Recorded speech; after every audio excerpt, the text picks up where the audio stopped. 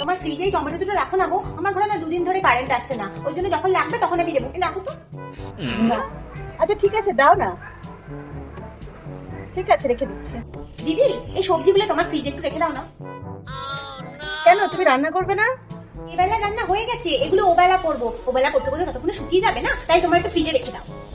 আচ্ছা ঠিক আছে, দাও। দিদি, বরফ আছে গো, দাও না তোমার ফ্রিজ থেকে। কেন, কার আবার কি হলো? না না, কিছু হয়নি, মানার বাবার বন্ধু এসেছে, একটু শরবত করে দেবো তাই। ও, এই দুধটা একটু তোমার ফ্রিজে রাখো না গো, এত গরমে না খালি কেটে যাচ্ছে।